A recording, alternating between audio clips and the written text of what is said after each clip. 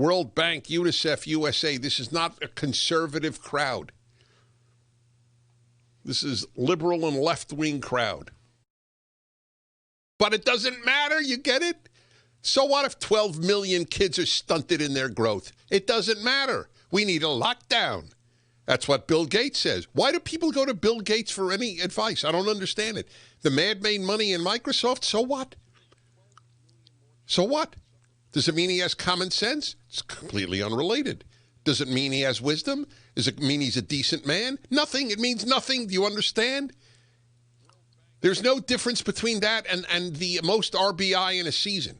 Runs batted in for those of you who forgot what baseball is about, which is increasingly happening to sports as they radicalize. Lockdown. Ruin healthy people's lives. 12 million kids. Leaders are just afraid, including the handful of conservative leaders around the world. They're as afraid. They don't want people dying on their watch.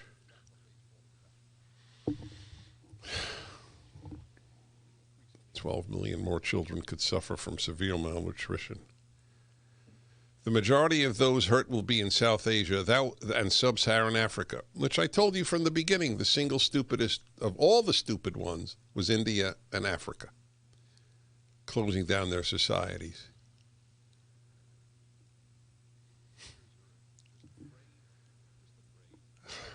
Osendarp, the executive director, Saskia Osendarp, executive director of the Micronutrient Forum, claims, quote, an entire generation is at stake. She said children will be born malnourished at birth.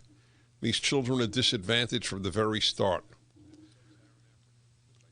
Yep, tell that to Bill Gates in his $150 million mansion. Or the Democrats, the rich Democrats, who loved the lockdown. Global hunger was steadily declining until the coronavirus pandemic hit early this year.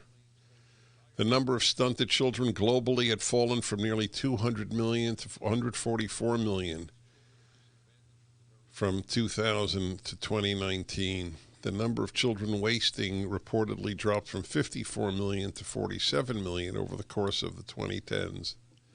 It will now rise back to 2010. It's really terrible that there was that number to begin with. It's very depressing.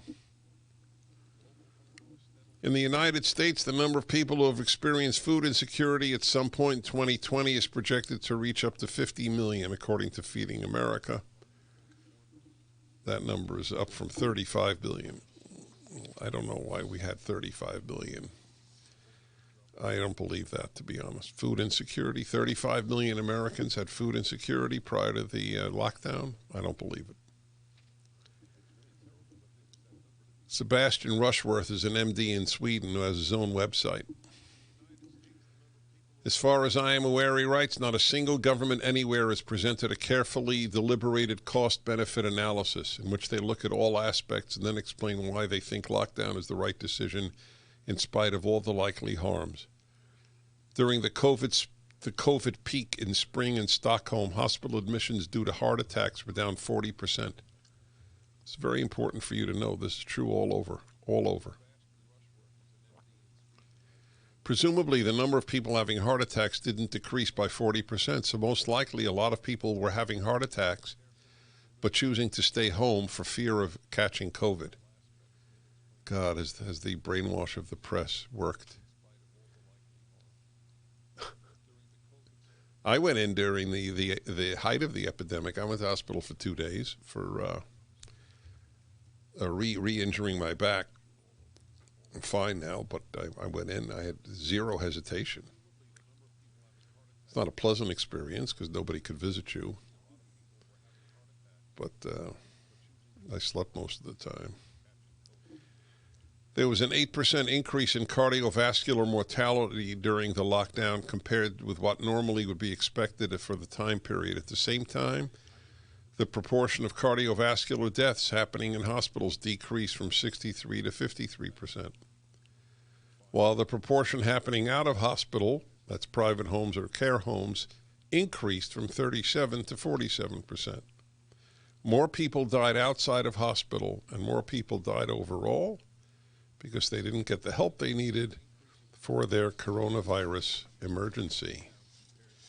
In 2019, the average time from beginning of symptoms to arrival in the hospital was 161 minutes.